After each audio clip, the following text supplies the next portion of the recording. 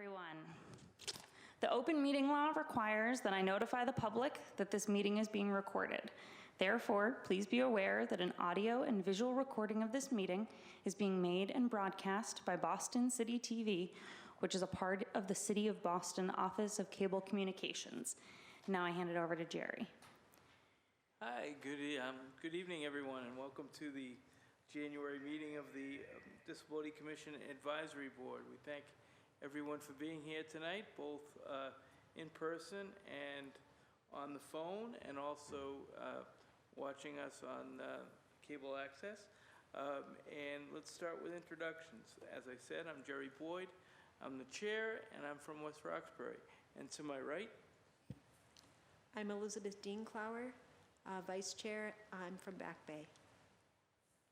I'm Yardley Sanchez. I'm a board member and I'm from Dorchester. Jucia L. for short, board member, and I live in Mission Hill, which is Boston. Olivia Richard. I am the secretary for the board, and I live in Brighton. Kyle Robidoux, also a board member, and I live in Roxbury. Paul Karen, I'm board member. I live in the West End, Beacon Hill area. Hi, I'm Kristen McCosh. I'm the Disability Commissioner and ADA Title II Coordinator for the City of Boston. great. And I know on the agenda it says the approval of December minutes. No, on the phone. Oh, and on the phone, I apologize. On the phone? That's okay. This is Zari Amerasemi, board member from South Boston. Great. Anyone else on the phone? Anyone else on the phone? Not yet. Okay, so as I was saying, the next item on the agenda was the approval of the December minutes. However, they're not ready yet to be reviewed and voted on. So we'll skip down to the next thing on the agenda, which is the Census 2020 presentation with Sebastian Zapata. If you could make your way to the podium.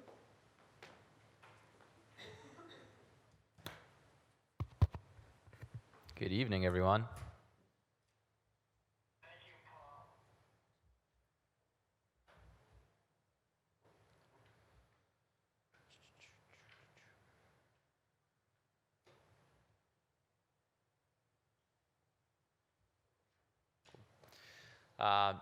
Good evening, everyone. My name is Sebastian Zapata. I live in Jamaica Plain. I am the census liaison here at City Hall. And what that entails is trying to get the most accurate and complete count possible ahead of this year's decennial census.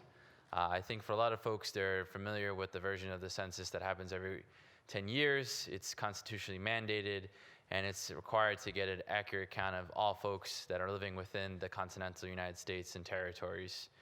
And so what I wanted to do tonight was just give you a presentation about just what has happened so far from 10 years ago. Historically, what is the importance of the census itself? How has Boston done? And what have we been doing so far to sort of get an accurate and complete count? And then just hop into discussion and dialogue versus just sort of speaking at folks. So in terms of the census, it really breaks down into three big themes of what stems after we get all the data back of the census. The first being representation.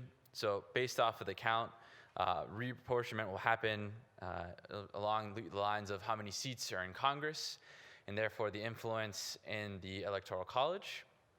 The second being redistricting.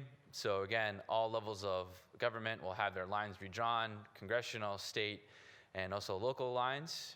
And I think for a lot of communities, when you think about how do we combat historically gerrymandered districts, it starts with census data to actually have districts that are formed to reflect folks that actually live within them accurately.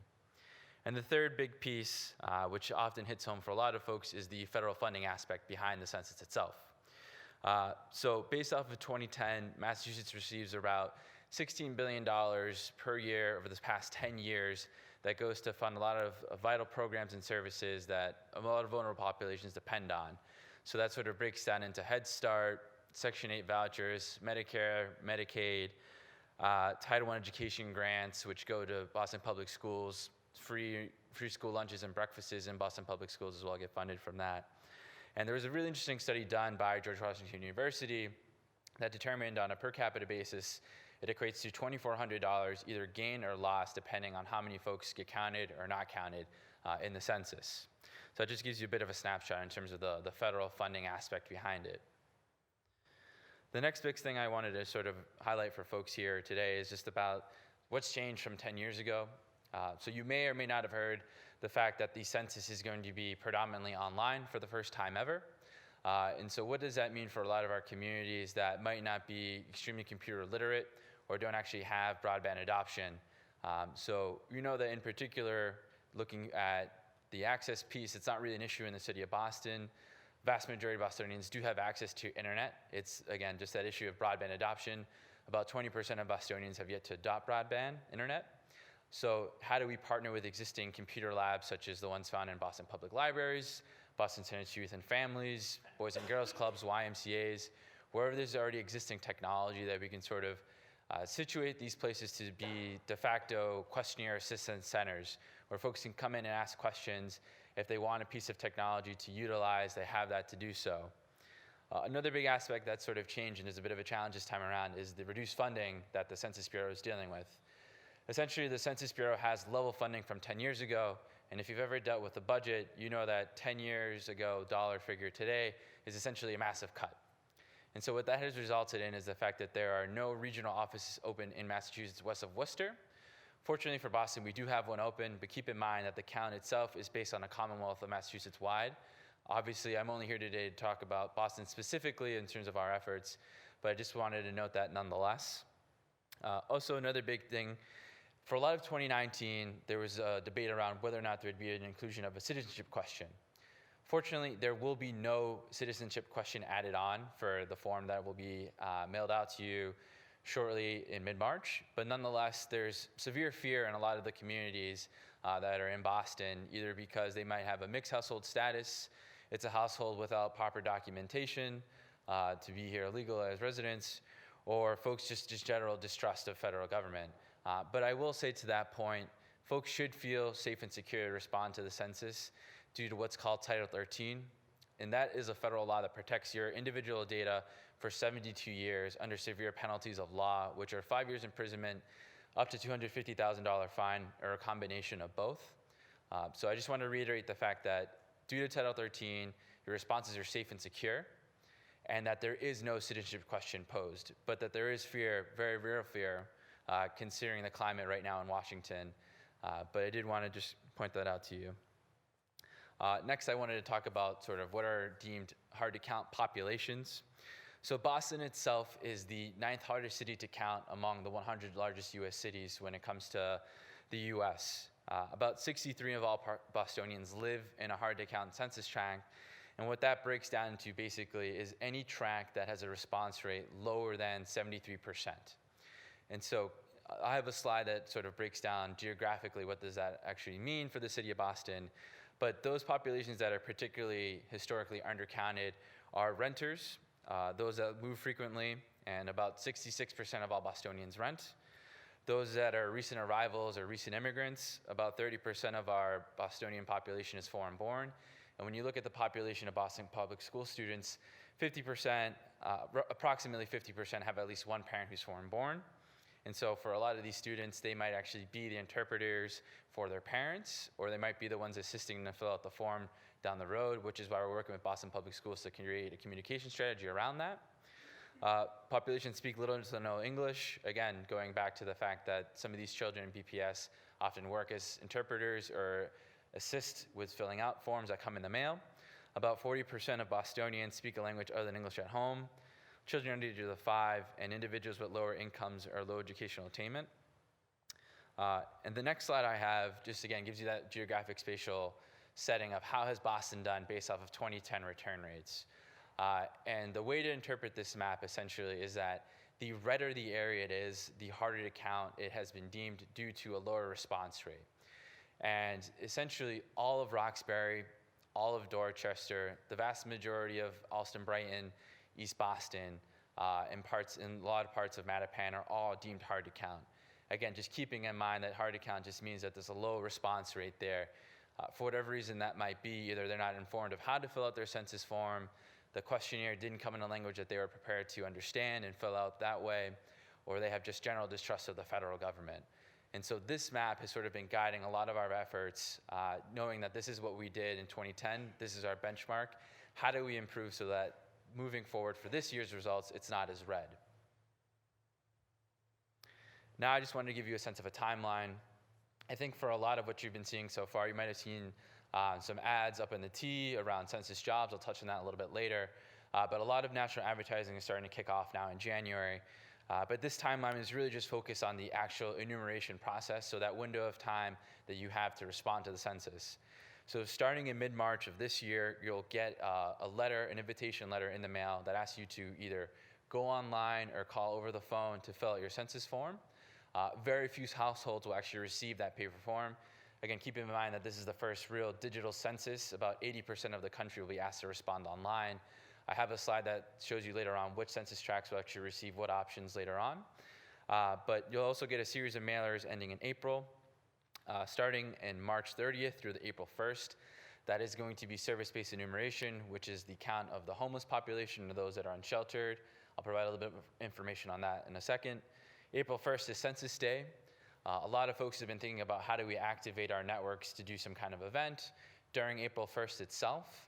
It's also a really good placeholder date to sort of just keep in mind if you actually do have, for example, really true joint custody of a child and you're trying to decide where should they be counted, they would be counted there April 1st. Folks should be counted where they sleep most nights out of the year. So we have a lot of college students, for example, and they're not sure, am I counted at home where mom and dad lived? Am I counted on campus? And again, considering the fact that you should be counted where you sleep most nights out of the year, for a lot of these college students, and for really anybody in Boston, if they ask you where should I be counted, it's simply where you sleep most nights out of the year. May 13th is when they start non-response follow-up. So that is a canvassing operation. Door-to-door operations will begin to knock on doors and simply say, we have yet to receive a census response from this address. All censuses are just addressing an address itself, not an individual. And it all wraps up at the end of July of this year. So you can see there's a window of time for folks to be able to respond. This next timeline just sort of gives you that sense of all the mailers you'll receive. So again, your initial one will start the 12th of March between the 20th. And if folks have not responded by a fourth mailer, they'll actually include the paper questionnaire itself. The paper questionnaire will only be available in English or Spanish, but folks can respond online or over the phone in 13 languages. And I'll have a slide that touches on what those languages are as well. But again, this timeline just sort of gives you a sense of how you'll be invited to participate in those mailers. This slide here gives you a sense of what census tracts will be receiving which initial mailer. So again, the vast majority of Bostonians will be asked to do internet first, which is completing their questionnaire either by phone or by internet. And so to give you a sense to how to interpret this map, all the green areas will be asked to do internet choice, which is including the actual questionnaire alongside your initial invitation. But the vast majority, the purple, are internet first. And now to go on to the ways that you can be counted. So again, just to reiterate, you can respond to the census form online, over the phone, or via the traditional paper questionnaire. And then again, that fourth option starting May through the end of July is the in-person canvasser. But please do keep in mind that there is a large window of opportunity to participate starting mid-March all the way until the end of July of this year.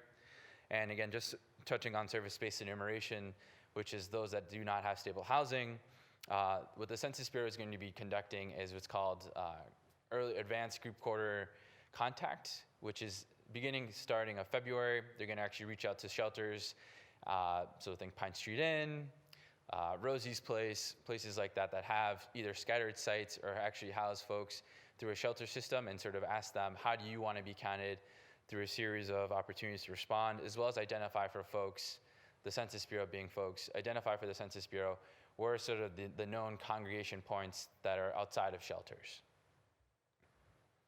This next slide just sort of touches on the language access piece.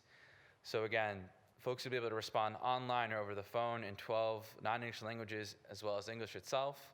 A lot of these languages that you see here, so for example, Spanish, Chinese, simplified Chinese, Vietnamese, Korean, Russian, Arabic, Tagalog, Polish, French, Haitian Creole, Portuguese, and Japanese. Those languages do actually cover the top 3 requested languages in the city of Boston for translation services. And actually, fortunately, now what they've released are several language guides and glossaries in 60 languages, as well as updating their webpage to be translated in said languages. And I can certainly follow up with language guides for folks if they're interested in having those after the meeting. I'll also follow up with this slide deck so folks can have that at their disposal. And they'll also have language guides both in video and print, so for Braille, as well as just large print. And they actually have released a video of how folks can self-respond via the online option that folks can, in terms of expectation settings, have that going into it for mid-March. It's a very simple form, I would say, in terms of the fact that it's not lengthy by any means. It's 10 questions. It should take about 10 minutes or so. Not very intrusive. They simply want to know name, address, phone number, how many folks live in this residency, a relationship to that. Do you rent, do you own, your sex. Unfortunately, sex question is binary, but in terms of for those folks that are part of the LGBTQA community, you can, for the first time ever, identify a spouse of the same gender. So that's a positive, I would say there, even though unfortunately sex is only binary. So on the left-hand side of the slide, it just depicts what the paper questionnaire would look like, and I can follow up with that. And the bottom left depicts what is a screenshot of the online test itself. And on the right-hand side, it depicts all the questions that you would be asked. So you can sort of have those ahead of time and sort of see that it's not very intrusive. You might already give away more information if you have a Facebook account or if you have YouTube or anything along those lines. And now I just wanted to touch quickly upon about the City of Boston's efforts so far. So we have our own webpage. It's boston.gov/2020-census. We created a handy one-pager there that's been translated into 5 non-English languages, which are Chinese, Spanish, Haitian Creole, Cape Verdean Creole, and Vietnamese. And those are the top 5 requested languages for the City of Boston. We have a slew of resources there that you can click on and sort of peruse as to what you think might make sense, whether it be a webinar, whether it be toolkits, whether it be reaching out to the Federal Census Bureau's website. And something that I'm really happy about for the first time ever, through Mayor Walsh's investment of $100,000, we've been able to give back community-based organization grants to actually fund operations, grassroots style, campaign organizing, if you will, to sort of get folks motivated and engaged about the census. What we decided to do is looking back at those 2010 return rates to see where are the lowest rates and how do we activate these places through trusted voices, through trusted messengers, places that folks already go to for certain services or advice. I certainly do think City Hall has a massive role to play in this, but as does everyone else, including community-based organizations that folks do have a lot of faith in. We have our own Complete Count Committee, which is really a brain trust of different individuals representing different sectors and industry in the city of Boston. So for example, we have healthcare, higher education, children and youth, limited English proficiency, recent arrivals, small businesses, large business corporations as well. And we actually have our first subcommittee for the aging population and disabled community kicking off on Friday, which Jerry has been invited to, as well as Commissioner McCosh that plans to attend. And I would certainly invite anyone else who would like to join. We can follow up with some details after the meeting. But I did just wanted to stress the fact that we have this subcommittee being formed to sort of ask the question of, you know better than I do here at City Hall, directing our efforts of how do I best communicate with your community, whether that's people or place-based, to sort of create some messaging, create resources that are available already that we might just want to take and tweak, or we might have to reinvent the wheel here. But I would argue that there's a lot of resources out there, whether it's through the Federal Census Bureau already. There was a handout passed out, as well as the ARC of Massachusetts. They have a toolkit up and running. They have a webinar tomorrow as well, which I'm sure can be passed along once it's published. But I did just want to touch base on the fact that we do have several subcommittees working across the board to sort of speak, this is a very diverse city. How do we get the most accurate inclusive count? And it's by having a collective effort behind it. And this is the last slide I have, but really today is just sort of the initial conversation, me coming to you and asking what questions you have that might be an answer, as well as me asking what can I provide that'd be worthwhile, and getting some feedback from y'all. Because at the end of the day, I think it's familiarity with people that encourages participation. It's finding that trusted voice that folks are more likely to listen to, as well as understanding the local concerns and getting people back out with messaging around the fact that there's a massive impact if we stand to not have a complete count, again, based off of the redistricting, the reapportionment of seats, and the federal dollars that flow from it. The fact that this is direct democracy in action, everyone can and should participate in the census. It's not necessarily like voting where only a certain privilege who do actually have the right to vote and exercise it. But again, everyone can and should participate in the census, regardless of any status, whether that's gender, sexual preference, socioeconomic, educational, able-bodied, it doesn't matter. The census doesn't discriminate. It's really about getting an accurate reflection of who is living in our communities and who's living in Boston as a whole. And at the end of the day, really just trying to reiterate to people as much as possible that your responses are safe and they're secure because of Title 13 protections. So that's a very high-level kind of Census 101 of what's been happening so far, a timeline, what we've been doing at City Hall. And at this point, please feel free to ask me any and all questions you might have.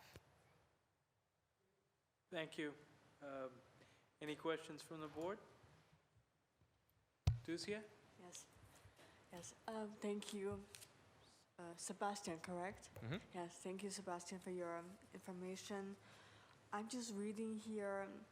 So from your flyer, it says, for example, here the paragraph, it's important for everyone to respond so communities like yours can receive the funding they need for healthcare, accessibility service, and other.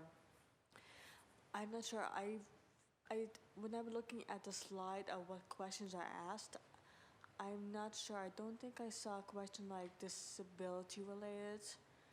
And others are wondering, I mean, if the council, they can get services, would it make sense to have these questions available? Like, are you disabled? I mean, just to have like we have this amount of people disabled, so we need health care in that community. Yeah, I don't know in particular in terms of how that pans out down the road in terms of like being able to fund those specific programming. But I think it's about just trying to grow the pie as big as possible, knowing that that program is funded from this direct source. Sorry, what was that?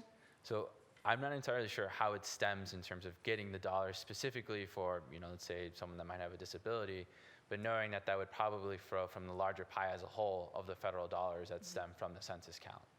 Okay. But I can certainly find out more about that and sort of see how that works out. Okay. Thank you. Follow up on that? Just to clarify a little bit, Ducia, are you wondering if the census asks questions on disability and those types of things, collects that information? Yeah. So that's done through the American Community Survey, is that correct? And So yes, the American Community Survey is another version of the census that happens on a smaller portion, but it is a lot bigger in terms of the questions being asked. So again, the census that you'll receive in mid-March it's called quote unquote the short form. Short meaning that it only asks those 10 questions, which are very, in essence, short. So does the American Community Survey, is that done in 2020 also?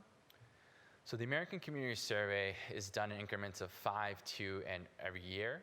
I don't know when the next actually, now that I think of it, there has been attempts to contact folks actually to do the current American Community Survey, so it is ongoing this year.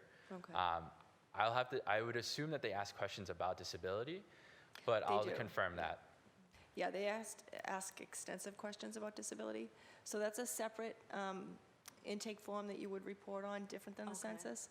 But I think what this means, when they mention healthcare, the number of people who respond, or the number of people who get counted for the state or a county, and then that's how federal funding is determined, depending on the population. Okay. So if we get a lot less people who report, we're going to get less funding from the feds. Is that correct?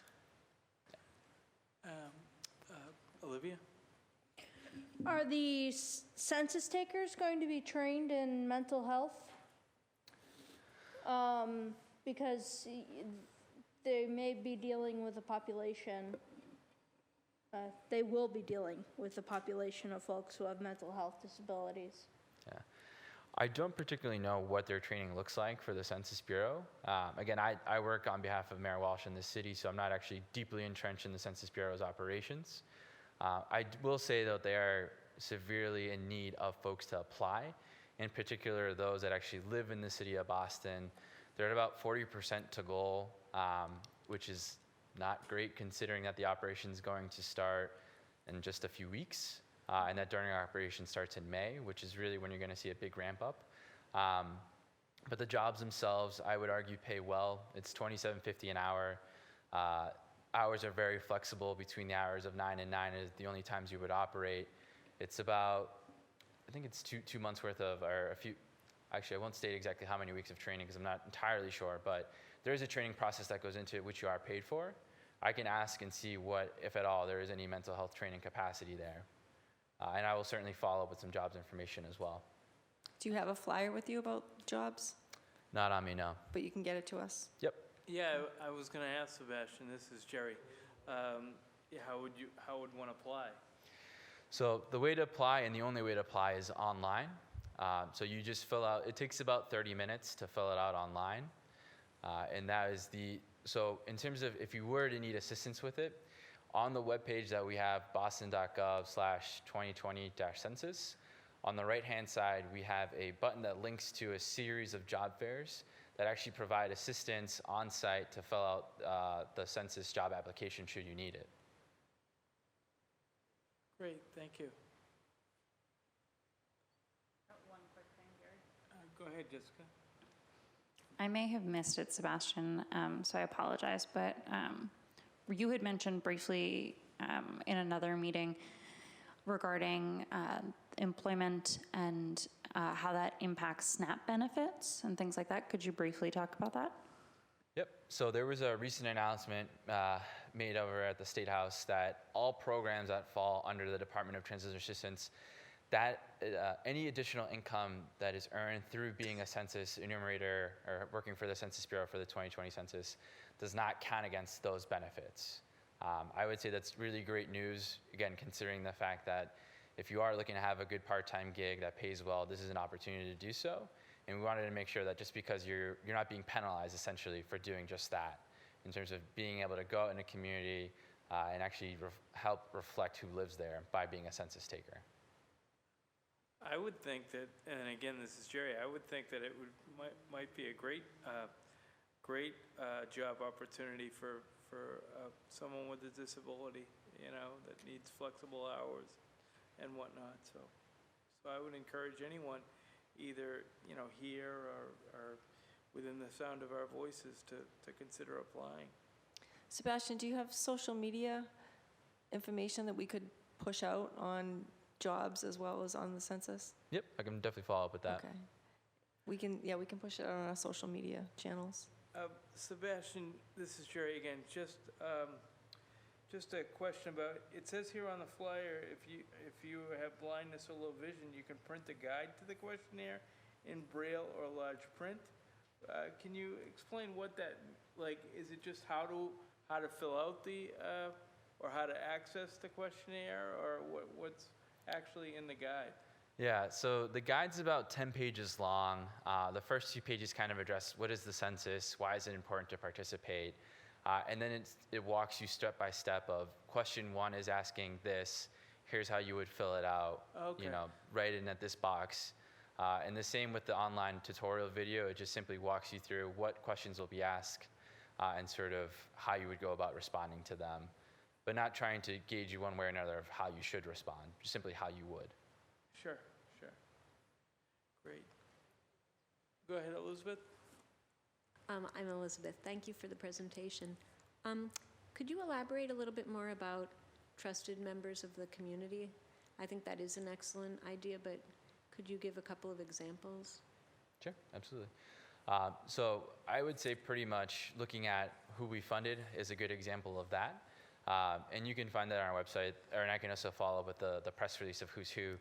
But I would say, take for example, East Boston, which is a predominantly Central American and South American immigrant community there.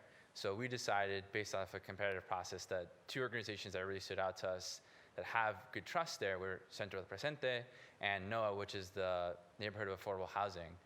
So sort of working through them to say, you know much better than we do about how do we actually touch base with these people.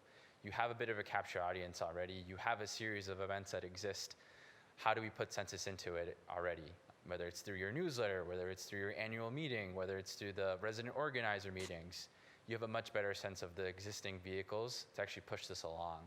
And again, sort of looking at our subcommittees, for example, reaching out to Commissioner McCosh and her team and sort of saying, who are the folks that are the advocates, that are the ones doing the work already, that people sort of lean on and say, they're a bit of an expert, or maybe I just really trust them because they've never led me astray.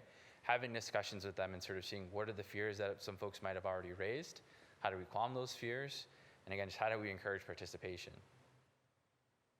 Yeah, no, as I said, I think that is an excellent way, especially in, as you showed on the slide, in the underrepresented communities. Yeah.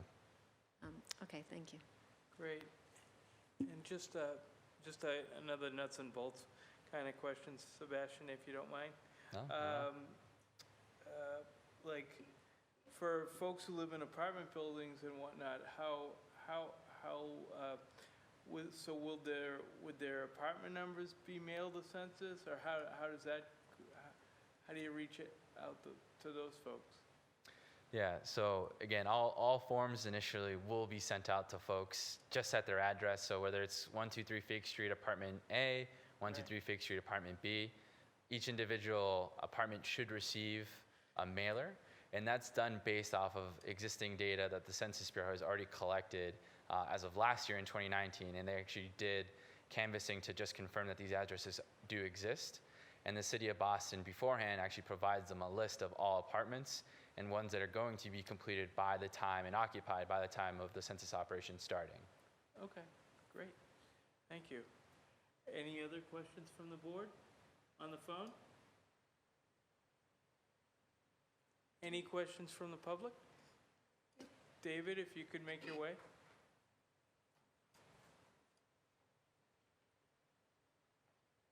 Am I there yet? A little bit further up. Okay.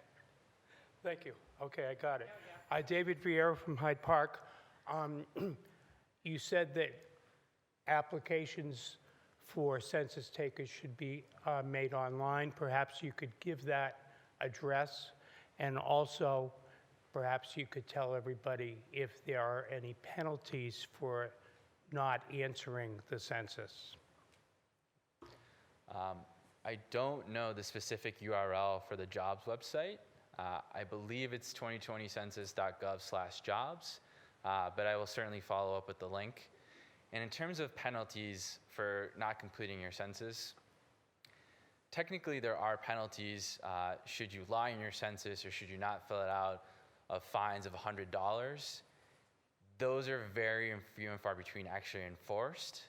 But again, I would say that you shouldn't lie on any federal government form. That would be my advice, but I'm no legal scholar. And in terms of just being honest, I think it's accurate to just say, fill it out with what you feel comfortable with.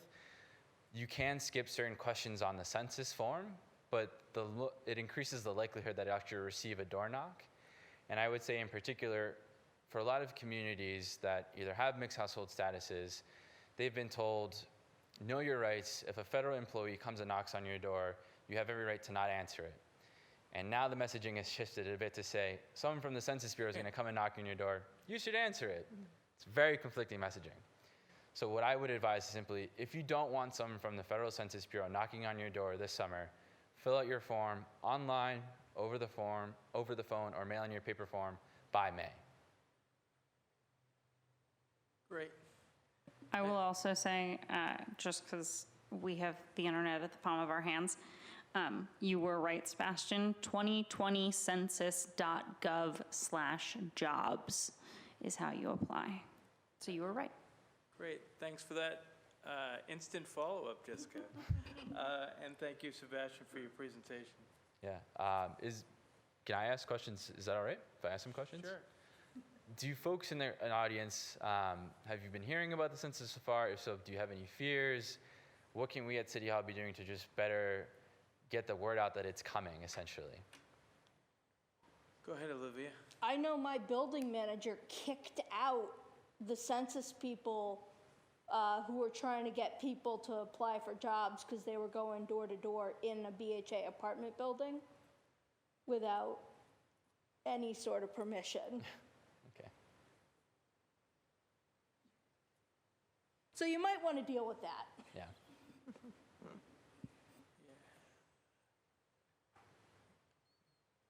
Any thoughts?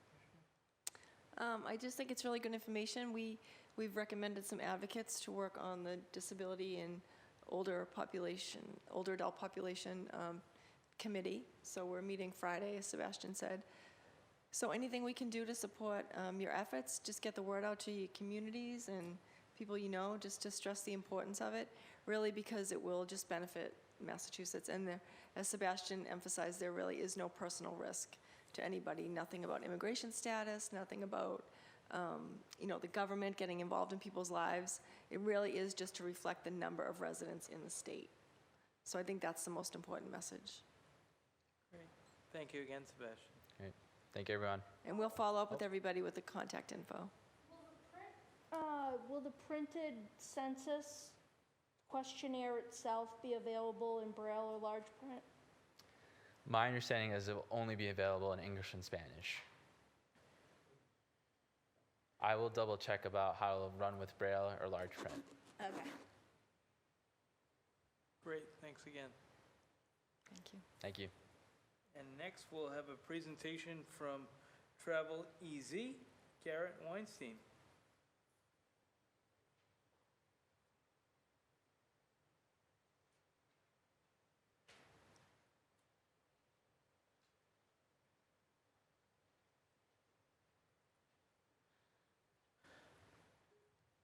Try to get this set up real fast.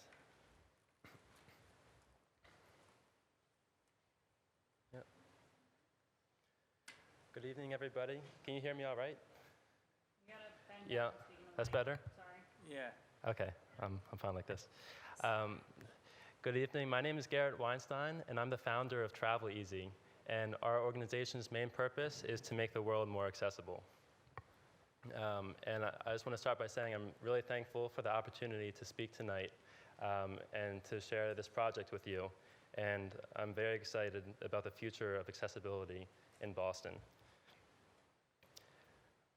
So I was introduced to the world of accessibility through my grandmother, Grammy, who was my partner in crime and grandmother, and who showed me the joy of traveling and exploring. And our favorite pastime was going out and trying new restaurants, exploring, seeing new cities together. And as my grandmother got older, mobility started to become more and more of an issue for her. And she never had a disability per se, but it got to the point where she had to rely on a walker to get around, and even 1 or 2 steps in a restaurant proved to be enough of a barrier for us to actually for us to not be able to enjoy the venue. And things really came to a head when we tried to plan her 75th birthday to Santa Fe, New Mexico. And after doing a ton of research and trying to problem solve ahead of time, so many things still went wrong that what was still a fun trip turned out to be a little bit disastrous. And it's a problem that we're all well aware of, here in this room at least, and that's the problem of inaccessibility and uncertainty. So my grandmother and I got into the habit of researching places and calling ahead of time, relying on word-of-mouth suggestions, and just going back to the same places and avoiding new ones to avoid the problems of inaccessibility. And I quickly learned that Outback Steakhouse is only good, the first 5 times or so, as we had to go back and back and back. And like I said, this results in, it prevented us from actually exploring, and it took time.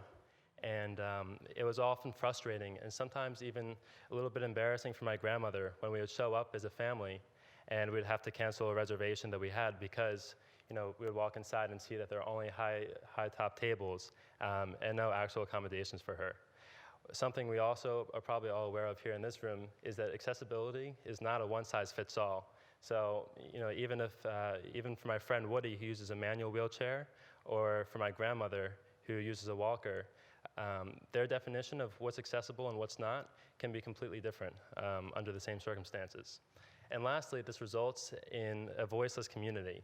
And what I mean by this is that when my grandmother and I had fantastic experiences or just really inaccessible experiences, whether it's a hotel or a museum or a restaurant, no matter how good or bad it was, it quickly faded into a distant memory, and nobody else was able to benefit from our experience and to know they were not able to know ahead of time if they were able to have the same experience in terms of accessibility. And so this really lays the groundwork for what inspired Travel Easy. And Travel Easy is kind of a two-pronged solution to this question of there's got to be a better way, but what is it? And the first way is to give a resource, almost in a way that Yelp or Zagat or TripAdvisor provides information. Travel Easy is a go-to resource to find accessible venues and experiences. Instead of showing up and finding out at the door that you're not going to be able to have the experience you wanted to, or instead of taking the time and going through the hassle of calling ahead and maybe getting misinformation over the phone and being told that the place is accessible and realizing only too late that it's not, Travel Easy is a precise, fast, reliable, and also a personalized solution that, like I said, and again, as we all know, that accessibility is not a one-size-fits-all, and our solution takes that into account. But equally importantly, Travel Easy is also a community, and it's a community voice that allows anybody, whether it's my grandmother or myself as her caretaker, or even just accessibility advocates, to voice their experiences and to leave feedback and to actually create a community around the shared obstacle, but also these shared opportunities. And so that brings us to where Travel Easy is today, which is traveleasy.org. And as you can see, it's not too different from maybe the layout of Yelp or TripAdvisor, but the first thing you might notice is the pictures. And the reason for this is, again, harkening back to the idea that accessibility is not the same for everybody. For my friend Woody using a manual wheelchair, or my friend Corey in a power wheelchair, people who need different things. Here we can see for yourself, instead of taking somebody's word of, yes, this place is accessible, or no, it's not, you can see for yourself, all right, the bathroom has 2 grab bars. The inside is spacious, it looks pretty bright, and yeah, the entrance actually doesn't have any stairs, which is, definitely not convenient. And then scrolling down on the same page, you can even see more information. And just to point out, every single review on the platform is like this, and has this kind of depth and information. So to further expand on that, there's also a checklist to say, okay, yeah, this place, Brewer's Fork, it does have an accessible entry. It does have standard height tables, spacious interior, and an accessible bathroom. And to bridge any gaps in terms of information, anybody can leave comments. And the beauty of Travel Easy is that it's crowdsourced.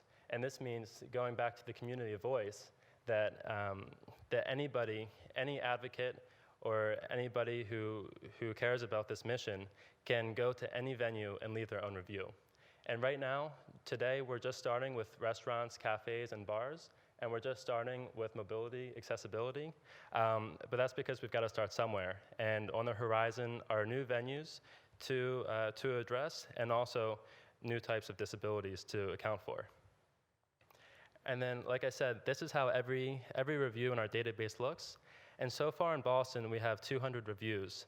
And this is what that looks like just now. And this is only the tip of the iceberg. And just imagine for a second, if this is just the origin of just restaurants, bars, and cafes, imagine how we can cover Boston and the accessibility information if we put this into more people's hands and start actually getting some momentum behind this. So that's the end of my pitch for my explanation of Travel Easy. But the real question is, why am I here today, and why was I invited here to speak? And that's because of how this will benefit the city of Boston. And the most overarching theme is that this kind of information, coupled with all the amazing resources that Boston already has, between accessible subways, this organization right here, your team, Spalding Rehab Hospital. Boston was voted the most walkable city in America. It has so many resources going for it beyond the beauty and the history. And just imagine if we can couple that with the most comprehensive accessibility information, map, and resources in the country, something that still to this day doesn't exist. These together will solidify Boston as a pioneer in accessibility throughout the United States and beyond. So on a more local level, it's going to empower residents. And that's because with this information, people will actually have the independence and the freedom to go out and explore, as opposed to being intimidated and just saying, okay, I'm going to stay away from North End. You know, that's the, the most hazardous place we know. And I'm actually going to, to explore and take advantage of what the city has to offer. On top of that, and that's just for residents, for tourists, imagine the decision-making process for a family with a grandmother like mine, or with somebody who relies on a wheelchair to move, trying to decide between should we go to Boston or Philadelphia or New York City for this next vacation. Boston, as we said, has so much going for it. I'm not the biggest Patriots fan, but sports, and again, the history, the food, and then on top of that, to have access to this information at your fingertips before even going, and being confident that what you're getting into is something that you're ready for.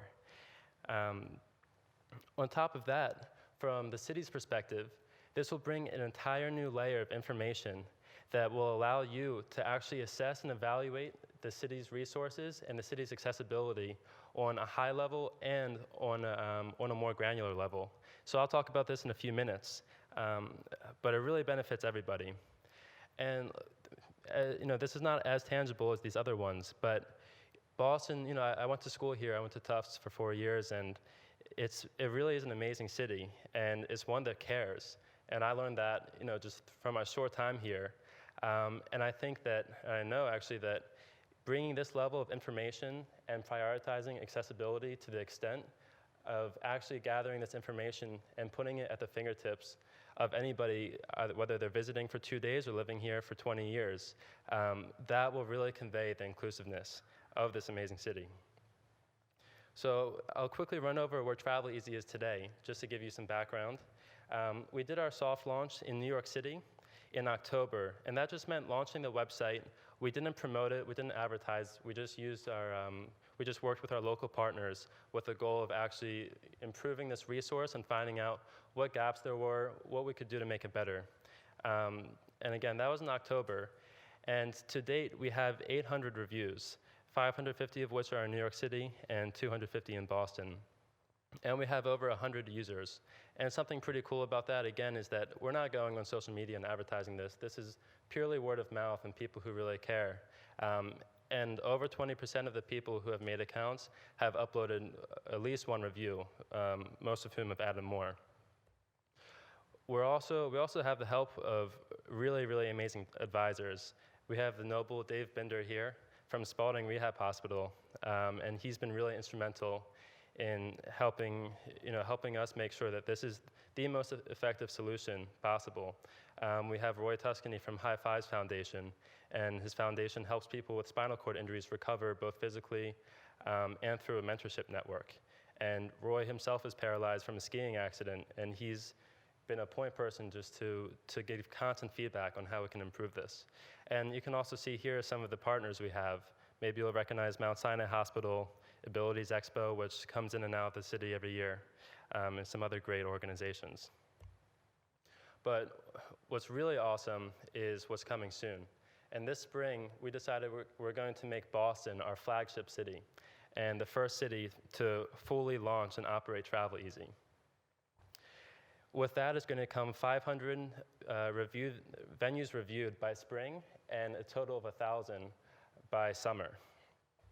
We're also going to launch an app for iPhone and for Android so that this is a resource that's always just one tap away for anybody either visiting the city or living here. And it's always, again, just one tap away to navigate with confidence. And additionally, we're also going to add hotels to the listings. And like I said, right now, it's just restaurants, bars, and cafes, but our intention is to expand to every venue that's practical. And this is the first step in that. So I'm just finishing up here, and this is a more tangible list of ways that Travel Easy and the City of Boston can work together towards the shared mission and actually collaborate to bring Boston's accessibility to an entire new level through information. And so working with Travel Easy, the City of Boston will have the information they need to have, as I mentioned before, a high-level view and a really in-depth view of and understanding of Boston's accessibility. So whether it's knowing how many venues in the North End are accessible, or is Back Bay, how is Back Bay doing in terms of accessibility? All the way down to things like, okay, no, we see that there's a concentration of inaccessible or accessible places here, and what's the theme? Do a lot of them have exactly one step? Maybe the solution is providing deployable ramps and training the staff to actually make this a priority. Just things, it runs the entire gamut, but this entire new level of information will really enable Boston to see what it has and to see what it can have. Something that Commissioner McCosh mentioned to me is the awesome initiative to reach out to certain venues and discuss low-cost or no-cost improvements. And again, this kind of information will allow the city of Boston to actually identify exactly which venues are worth reaching out to, and to maybe even know beforehand what kind of no-cost and low-cost solutions are realistic. On top of this, Travel Easy will allow Boston to promote its accessibility offerings on a national level. And even more than that, even more than just saying, look, we have all this information, and Boston really now, with this information in the palm of your hand, is accessible. We'll even be able to say, not only is it that accessible, but you can plan your entire itinerary around these neighborhoods that are especially accessible. That the MFA or that the Patriot Stadium, Gillette Stadium, are actually accessible, and people will know that ahead of time. And Travel Easy, as we expand our network, we can promote that again on a national level. Travel Easy can also benefit from working with the City of Boston by asking for the City of Boston's help in spreading the word about Travel Easy as a resource to help people navigate the city, and also to be part of this really strong community that already exists, but that's a little bit fractured because there really is no strong online presence and network for them. Boston can also help Travel Easy, again, catalyze this community and grow and encourage engagement. Because the more accessible Boston is and the more people are contributing, the stronger this community is. And again, the stronger the accessibility network of Boston is.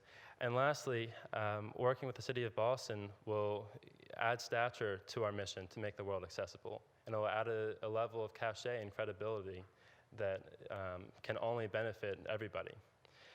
So with that said, I know that this kind of collaboration between Travel Easy and Boston will start by making Boston accessible and help us, in turn, make the world more accessible. So that's the end of my pitch and my presentation. And I'm open to any questions, but also any suggestions that anybody has, I'm open to hearing now, and I'll be around afterwards too, to take maybe more personal suggestions or more in-depth. But thank you. Great. Any questions from the board members? Wesley has one.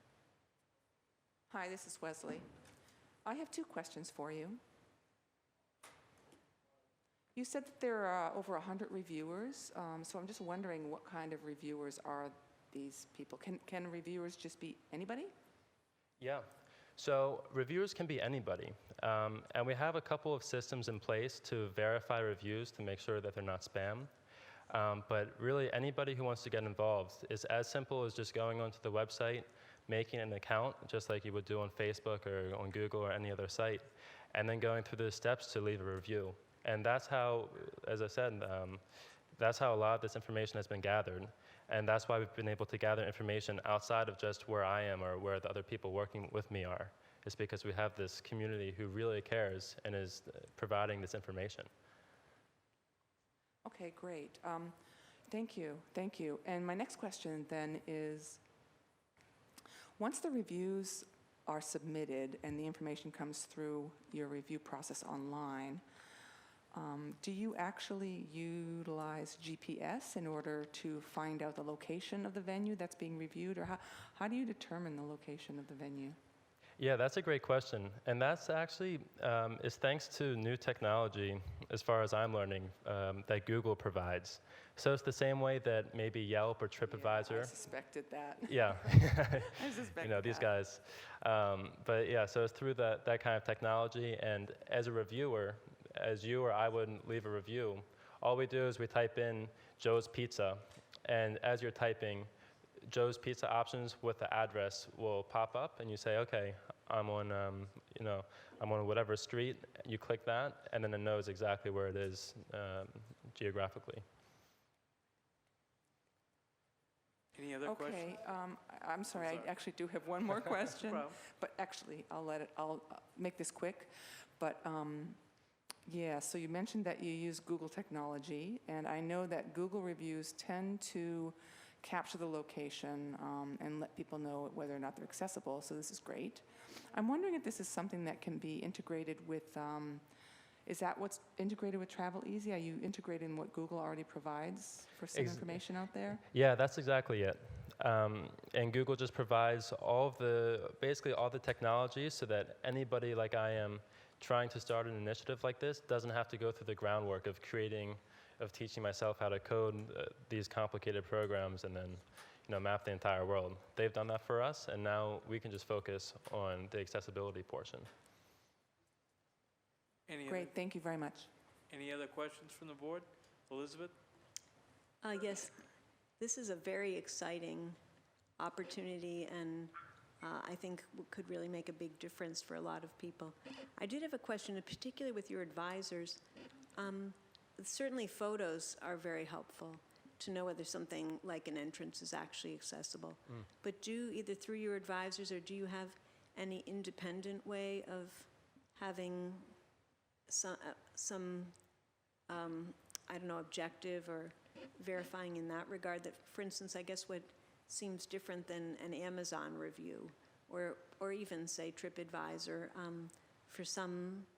in some settings is that I totally agree with your assessment that what might be one person's accessibility doesn't meet someone else's.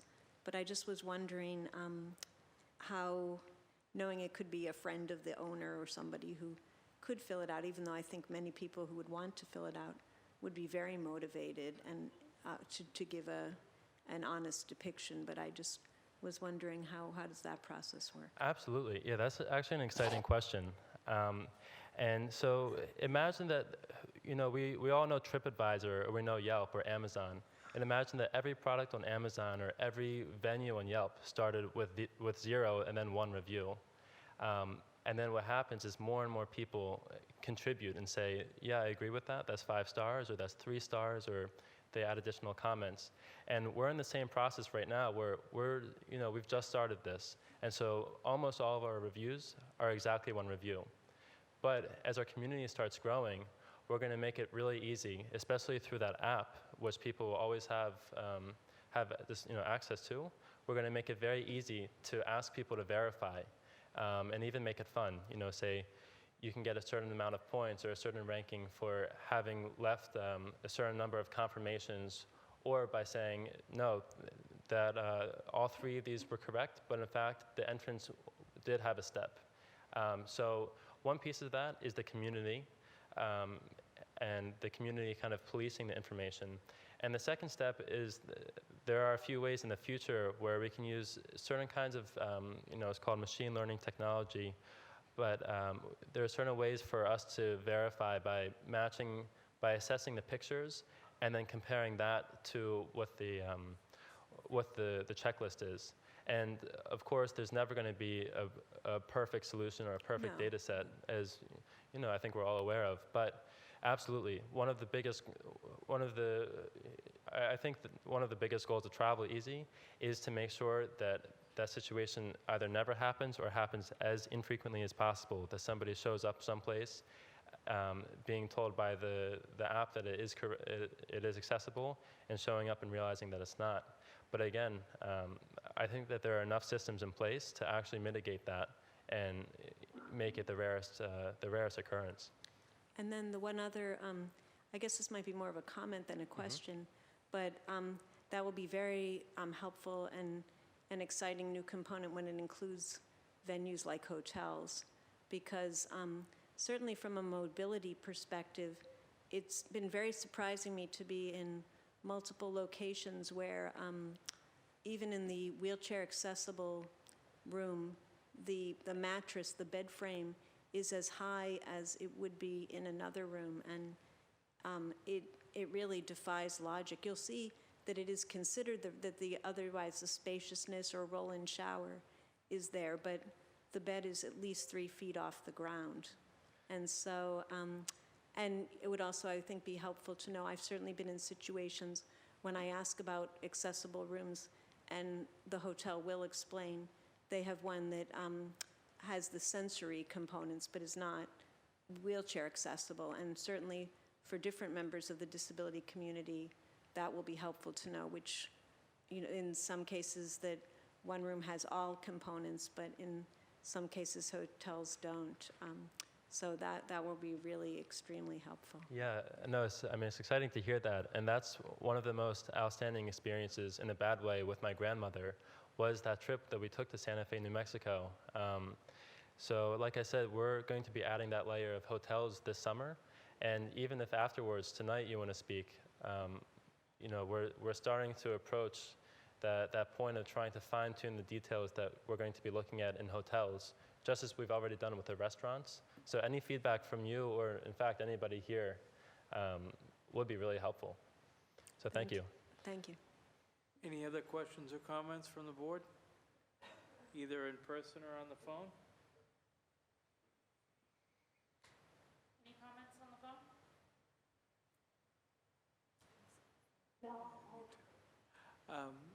Garrett, is there a cost for the user, or can anybody just sign up? No, it's absolutely free and anybody can sign up.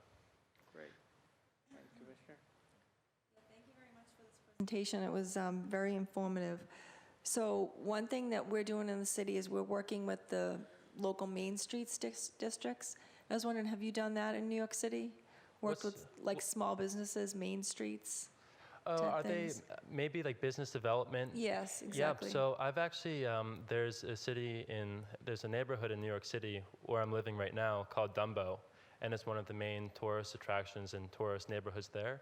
And we actually work together, you know, so myself and a couple of volunteers, we populated the information for about 30 restaurants in that small condensed neighborhood. And then what we did with Dumbo, that organization who already had a website highlighting their most known restaurants, is we just took that list and we added the accessibility information to it, and we added a link to their website called Visiting. They had a visiting link and then a visiting accessible, or visiting the accessible way. And then we just recreated that list and added the accessibility information. And you know, people have been, the page has been getting a number of hits since then. Okay. So that's and that's something I want to start pursuing more. Do you have information you could send us for social media that we can push out? Absolutely. Okay. Yeah, I do. Like, we can share that with the board as well. Great. Great. Any questions from the public? I see David, if you can make your way.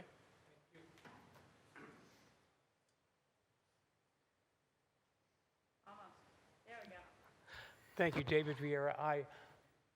For those of us who are vision impaired that could not see your presentation on the board, is it EZ or EASY? Great question. It's easy. Okay, the letters EZ. Yep. And also, I noticed that you said you were a .org. Are you a registered nonprofit? And I'm always interested in how you make money to sustain yourself. Yeah, these are great questions. Great question, Dave. So traveleasy.com was unavailable. So we've taken .org because A, it was available and it went with the name, and also because this is a social mission. So even though we're technically a for-profit, the goal, the main purpose of this is to focus on the accessibility mission, and the profit piece is secondary. And as far as making a profit, it was a great question. I think that maybe Jerry asked about whether this costs money, and the service is completely free. But there are a couple of ways that we're going to make money, and the most notable is called the referral fee.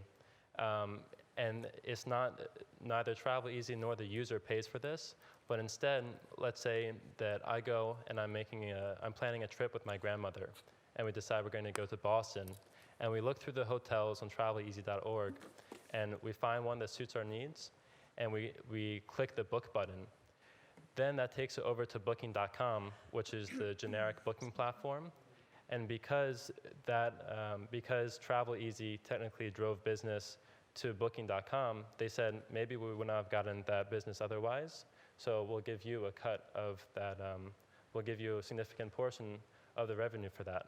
So that's how we're going to fund Travel Easy and bring back the money, in part to continue collecting data, to maintain the server, to maintain the app, and keep on expanding this.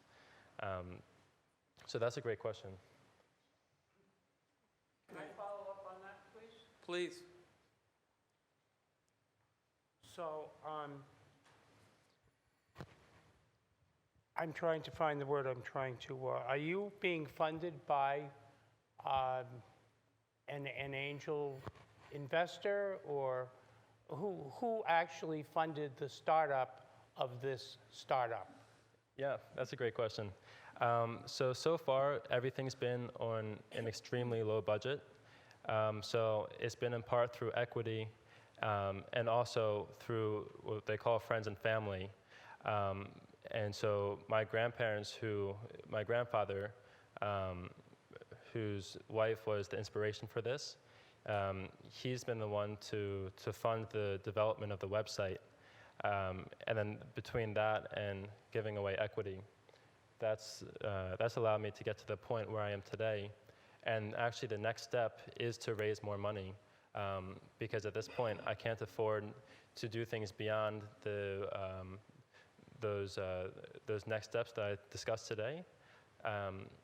But there are enough people who really care about this mission, and enough people that I've met already who see the value in this mission, and also who see the potential for this growing and being something bigger than just being for a few cities.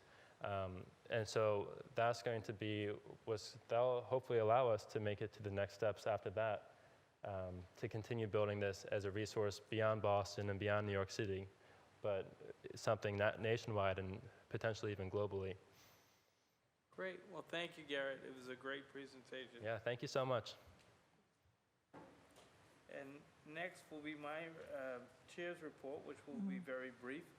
I would just encourage everyone here and listening to participate in the census when they get the materials. And because as the commissioner said it, and as Sebastian said, it really, really is important.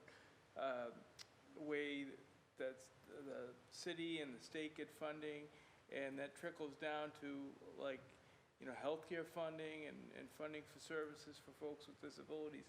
So I think it's really, really, really important. So please, participate when you do get those materials, either online or through snail mail or however. And the only other thing I had was the next RTAG general meeting is on February 3rd at the State Transportation Building from 5:30 to 7:30. And it's a really, really good way for the general public to hear presentations from the Office of System-Wide Accessibility and also the Office of Transportation Access that runs the ride. And I know that the next meeting will focus on the complaint process for the ride. So I would encourage anyone who's ever had any sort of difficulties or has service concerns to let those concerns be known through the complaint process. And I know also that BCIL is gathering data and is going to ask for a separate meeting with OTA to bring their concerns of their constituents to folks. So either come to the general meeting, hear what OTA has to say, or SWA, or funnel your concerns through BCIL as well. Go ahead, Olivia. Can you just repeat the date and time? Sure. It's February 3rd. And it's 5:30 to 7:30 Thank you. at the Transportation Building, 10 Park Plaza. But that's my report, and next is the Commissioner's report. Thank you, Jerry. So to follow up on Garrett's presentation, some of the things we've been working on, we're actually working with the City of Boston Main Streets program and the Age Strong Commission to train small businesses in the city on ways that they can increase accessibility for free or at low cost. Things like rearranging their aisles, making sure lifts are clear of storage if they have a platform lift, and purchasing a small portable ramp that they could use if they have a step, things like that. So the Age Strong Commission is working to certify businesses as age-friendly, or we like to say friendly to people of all ages and abilities. So that's something that's going on. We did a training for Jamaica Plain Main Streets a few months ago, and as a follow-up to that, we're currently working on putting together a training for restaurants because, as Garrett said, one of the things that we run into now is a lot of restaurants only have high-top tables. So there are a number of things that we think restaurants can improve upon that we don't catch during our accessibility reviews of buildings, because when a building gets built, the interior design isn't really mapped out at that point. So we may be able to look at stairways and elevators and the outside entrance, but we can't look at things like table selections and lighting and things like that make it difficult for people to have accessibility inside a space. So that's something that we're working on right now, and we're going to plan to train a group of restaurant managers on sort of like a best practices for accessibility and inclusion in restaurants. So we're hoping to do that in the spring. We're looking forward to that. So also, I don't know if any of you tuned into the State of the City last week, but Mayor Walsh gave his annual address to talk about the state of Boston right now. We're in really good shape. Financially, of course, that results in housing prices being very high. But the mayor did announce, if anybody heard, that he is adding $500 million for housing over the next 5 years. And a portion of that will be designated for people with disabilities. We don't know exactly what that's going to translate into. It's at the beginning stages of discussions, but one thing that we are working on is the Disability Housing Task Force, which we formed about, Olivia's smiling at me. We had a meeting earlier today, so we formed it about 5 years ago, and we wrapped up the first phase, which was a set of goals that we had lined out. 3 main goals, which were 1, to increase the supply of accessible housing. 2 was to help people figure out ways to access affordable housing, how to actually get a unit. And the 3rd thing was to support people who've gotten housing to make sure they can maintain their housing and make sure that they have enough supports to be successful in their housing placement. So we're about to kick off phase 2, which will be a set of new goals focusing on outreach and engagement, of letting people know about the housing programs that the city has, ways that they can access housing if they need assistance, that the city offers these sorts of things. There are home ownership opportunities, there are the lotteries, plenty of things that people who have disabilities might not know about, people who speak other languages. So we want to really get into that with the next phase of the Disability Housing Task Force. And related to that is, I mentioned last month that we're also going to be beginning a program on financial empowerment for people with disabilities. So we're getting external funding for that in February, and we hope to start outlining what that program will look like. But it will be hoping to make a roadmap for people with disabilities to achieve financial empowerment, which are things like opening a bank account or figuring out what housing options they have, access to employment, how to maintain benefits while you're employed, things like that that sometimes typical residents don't have to deal with when they think about getting a job. For most people, when you get a job and you get health insurance, that's a good thing. But for people with disabilities, if you have to give up your Medicaid or Medicare, that can be a challenge, because sometimes that's the only thing that pays for things like wheelchairs or home care and things like that. So we're excited about that program, and that will be hopefully kicking off at least internally in February, and we hope to have more information externally in the spring. So a few things I think Patricia is going to talk about.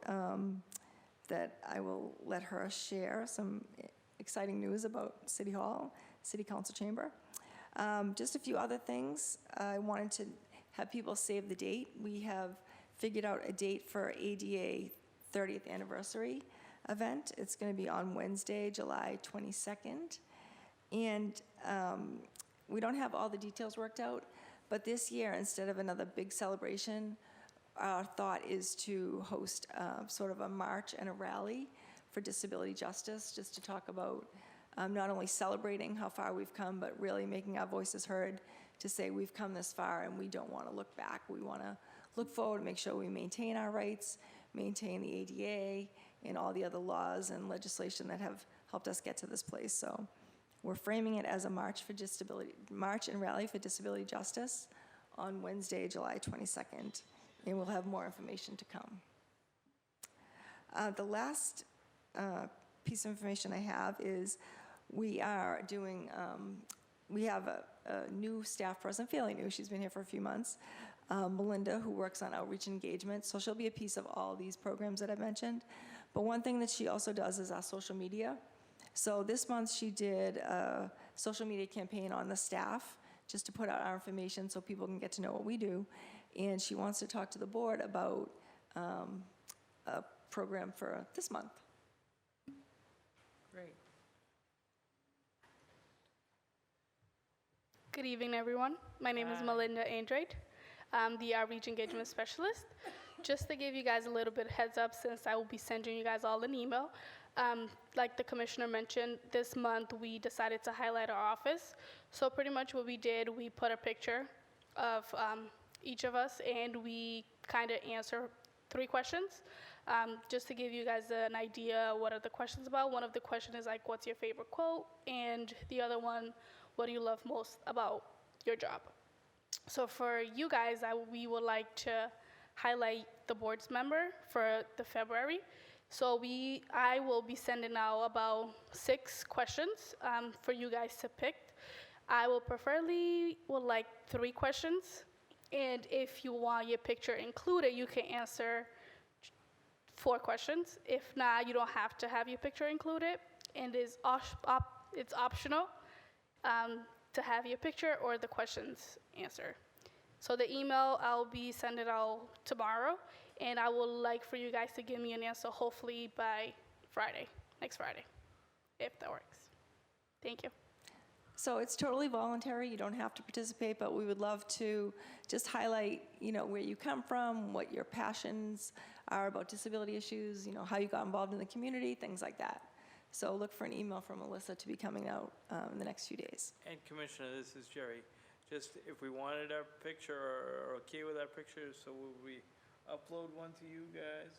Yep, you could email one. Okay. Yep, that's fine. Again, totally optional. You could do just the questions and not the picture, but anything that you're comfortable with. Sure. And then the last thing I did want to say is that we do have one opening on the board right now, so we will be posting a notice in the next week or so to do outreach, looking for a new board member. If anyone has any recommendations, please send them to Jessica and me. We just collect all the people who are interested and work with the mayor's office to select a candidate, and the mayor makes the decision on who to appoint. I think that's everything I have, unless anyone has any questions. Great, thank you, Commissioner. Next is the architectural access update with Patricia. And we're excited to hear about those couple exciting items. Good evening, everyone. My name is Patricia Mendez, Director of Architectural Access for the Commission for Persons with Disabilities. I'm going to talk a little bit about the Architectural Access Board.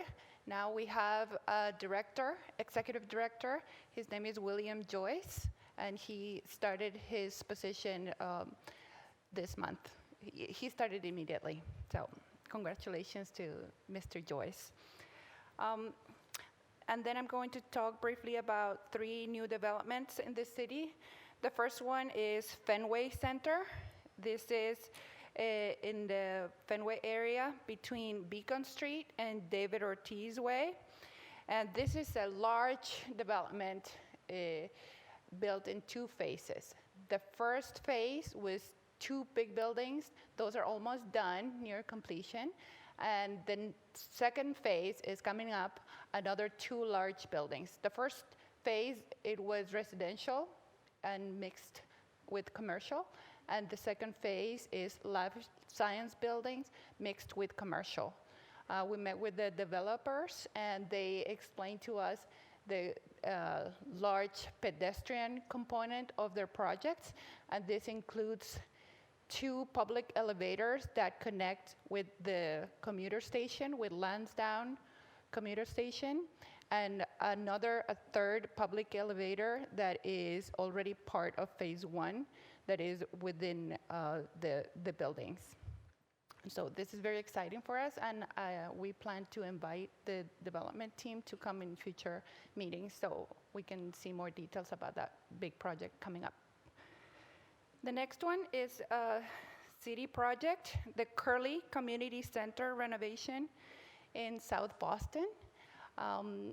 This is on the water, facing the beach. It's a 1-story long building and faces the water, and it's an existing building, and it's going to be gutted and rebuilt, and it's going to have 3 parts: the men's area, the women's, and the children's. It's a long C-shaped building, and we were very happy to see the design development phase, and we give them some feedback, and we plan to continue staying with touch with them. The entire building is going to be accessible, and it's going to have a lot of pedestrian improvements in the entries. We got connected with this building because we had questions from the community from a rendering that was made public, and we wanted to know if the entries were going to be accessible. So the answer for that was a big yes. All of the entries are going to be accessible, and we got to learn about the interiors too. So we're very excited about that project. The next one is South Boston Innovation Center, 2 Harbor Street. This is at the end of South Boston, near the cruise port. And that's going to be another life science building, about 10 stories high. And it's parcel T and parcel T1. These 2 parcels are part of Massport. And one of the parcels is over one of the tunnels, the underground tunnels. So this project has 2 parts, well, 3 parts. The actual building that is 10 stories high, and then 2 parking. One parking is on the parking lot, the other parking is a garage. And it's going to have a large pedestrian component as well, and potential for some civic outdoor public spaces. So we're very excited about that project too, coming up. The project that Commissioner wanted me to talk about is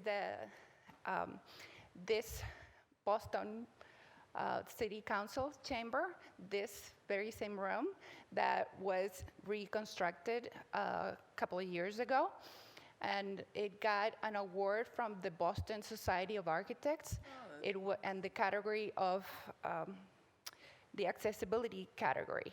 So we're very proud of our city team, property management team, and the architect was Feingold Alexander. So they're going to receive the award tomorrow night in a big gala at the Federal Reserve Building and Boston Society of Architects. And also the JP branch of the Boston Public Library is also getting an award. That's correct. Yes. That's correct. So congratulations. For accessibility. That's great. I haven't been there. I'll have to go. I know, I haven't either, but it looks beautiful. Yeah, Great library. Great. I'll mention that next meeting too. I'll have the whole list. Lastly, I'm going to talk briefly about the Massport Logan Airport Ride app pilot. We continue to meet with the Massport team and continue to resolve some some issues that came with the pilot. So the information about the new configuration of the drop-off pickup is now completed in the airport, and the information on how to use the Uber and Lyft apps is live now in the Massport Logan website. So if you Google Massport Ride App Pilot, you'll be directed to that. Accessible Ride App Procedures.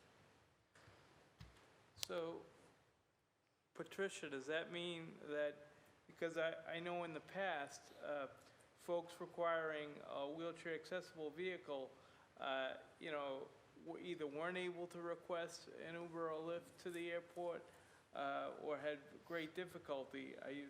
Is this going to be incorporated in that new app, or? The apps are the same ones for both Lyft and Uber. Okay. So this doesn't change that. This is just focused on the new layout of the Logan Airport pickup and drop off. I think there are two issues, Jerry. One is for the pickup and drop off that Patricia's referencing, that's only Uber and Lyft. Right. I know you can still get an accessible cab from the City of Boston taxis. Sure. But the Wave app, I believe that you were correct that you couldn't access it from Logan Airport. I did speak to the woman who's running these meetings, and we're going to have a more in-depth conversation about it. So I don't think that's figured out yet. Yeah. But I think currently it is correct that you cannot request one. Okay. I think we need to figure out, if you do, how we get it to the gate Right. instead of going to that location. Right. Any other questions? I had one question just to comment on. So is everybody aware that the city had done 2 pilot Uber and Lyft drop-off spaces on Boylston Street? They did that last spring, I think. There was one in front of Tiger Mama and one in front of Target. So building on the success of those, BTD did give out some statistics that double parking was down, there was less ticketing on the block. So building on that success, they are also starting 2 pickup drop-off locations in the Seaport. I don't know the exact addresses, but we can get them out to people. Do you have any more information on that, Patricia? I can get the addresses for next time. I think there are 3 of them. There are 3? Yes. Okay. Yes, and I predict that they're going to work great because they're all in new sidewalk, new construction. So we're going to have, great success. I we predict did it. a site visit for the ones on Boylston Street. We kind of came into the project later in the game. So we weren't really thrilled with the access on the curb because there were trees and there was a bike rack. And for people, trying to exit a vehicle who had a disability or if they were blind and wouldn't be able to see the obstacles, we had concerns. So the city did some work to mitigate that, and they moved a bike rack and did some things like that. But for the sidewalks in the Seaport, when we saw those, we were very happy because they're nice and clear, they're smooth and flat, and hopefully they'll be a lot easier for access. And then just a couple other follow-ups on architectural access. Patricia mentioned some of the planning that we review in buildings and things like that. One thing to be aware of is the city does a lot of public meetings, and we're going to try to do a better job to get the word out to the board, but things like the Boston Common is doing a master plan, and they just had a public meeting. Did they have that already? Do we know, or is it coming up? It was in an email. I don't know if it already happened or it's happening. Last week. It was last week, okay. So things like that, please keep an eye out if there's anything you're particularly interested in. When Patricia mentioned the Curley Center in South Boston, that made me think that when we got the email from a resident who was concerned about access, if you have any questions about any particular projects in your neighborhoods or anything you've heard about that you would like more information on, please reach out to us because that's what we're here for. We want to be that go-between between the residents and your neighborhoods, and we want you to be the voice from your neighborhood. So if you know any local developments that the city has ownership of, please let us know. We'd be happy to make that connection for you. And finally, architectural access-wise, City Hall Plaza plans are nearing completion for the City Hall Plaza renovation, and we would like to have them come present to the board, but we want to make it during a month where we get a really good turnout so people can have a good sense of what's going to happen on the plaza. So we were thinking of waiting till the spring, so we'll probably do that in March or April and give you plenty of notice, but we're hoping to have a good turnout and let the community know about what's going to be happening on the plaza, because we're really excited about it. It's going to be a lot more accessible than it is today, and the city has some great plans coming up, so we'll be sure to get that to you in the next few months. That's great. Kyle has a question. Kyle? Yeah. Is Patricia still up there? Yes, Kyle. Yeah, just one feedback around the Massport and the airport. Drop-offs are fine just because you're actually in the car and you can convince the driver to drive you there. However, pickups twice now have just been really challenging. It seems like the drivers are unaware, or they're understandably nervous about picking you up at curbside, even if you're standing next to the big sandwich board that says accessible pickup. So twice I've had, one time I had 3 drivers canceled and I talked to all 3 of them, and the other time I had 2 drivers before I just said forget it and hopped on the Silver Line. So I just don't know. Feedback would be to, I know it's a pilot, but ways to increase awareness and education for the drivers, particularly around pickups. Yes, absolutely. That is a big piece of the pilot. They're working on the training because, as you said, they're very nervous about getting ticketed enforcement. So the way they're handling it now is they're adding a line in their training to the drivers saying that the curbside is Massport approved. So that language has been starting to be helpful. But yeah, this is a definitely good feedback, and I'll continue to connect and let them know that is happening. Thank you. And Kyle, that is a good point you make, because it's the same as the pilot on Boylston Street and also on the Seaport. You can basically jump out of the car anywhere, but it's really the pickup that we want to be clear about, like where people, especially people with disabilities, if they have a visual disability and can't look for the vehicle, we want to make sure that we really do a good job matching them up to the exact location. So that is a good point. Thank you for bringing that up. You're welcome. Great. And next item on the agenda, thank you, Patricia. Thank you, Derek. Next item on the agenda is old business, and I know of one old business item that we've been working on for the last couple months. It's a letter to the Abilities Expo asking them to reconsider not coming to Boston next year or in the future. Before the meeting, Jessica and I made a commitment to really work on that letter, and hopefully we'll have it by next month's meeting. Does anyone have any new business they'd like to bring up? On the phone? Anyone on the phone? New business? Any questions from the public? Hi, David. I didn't understand that last point. Is the letter to tell the Abilities Expo not to come or to come? No, to come. I believe they said next year they weren't coming, and feedback from the public and also the board have said it's been a really, really valuable resource for people with disabilities. So I'll comment that I always enjoy going to that. Actually, I usually go 2 out of the 3 days. So I would certainly support your asking them to return to Boston again. Thank you. Great. Any other questions, comments? I just want to, oh, sorry. Oh, go ahead, Elizabeth. I just wanted to say, for those who weren't able to attend or listen to the State of the City, the mayor's address, that it certainly was very welcome that disability rights were mentioned among the groups of rights that the mayor wanted to commit himself to. And I think it also reflects on the work of the commissioner in her office, and also that Jerry at last year's, if not after the State of the Union, another event, it might have been the one at Emerson College, that I know our leadership has also, in ways that were respectful, but continued to make our presence visible to the mayor's office and the mayor.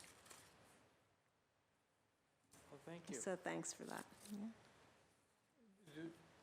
Yep, just a final note, I just want to give a shout out to our Mayor's Youth Liaison, who's in the audience tonight. He do you want to say a few words? Just introduce yourself and talk a little bit about the council. Hi, I'm Miggy. I'm from Mayor's Youth Council. I'm 16 and I'm from the Alston-Brighton community. And basically my job here is I'm a youth liaison for, we have a new position this year, and it's a youth liaison for different committees in the city council. And I basically work to connect these committees with all of Mayor's Youth Council to inform them of what's happening and how they can help and volunteer. Thank you. And what school do you go to? I go to Boston Latin School. Boston Latin? Yes. Great. Great. Thank So you. we're excited to have Miggy as our liaison this year with the students in Boston Public Schools and linking them with our work in the Disabilities Commission. So Thank you. I look great forward meet to you. working with you all too. Thank you. MIGGY. Thank you. Great, thank you. And do I have a motion to adjourn? In Carl's seat, so I feel it's important to motion to adjourn. Second? Second. All in favor? Motion carries. See you next month.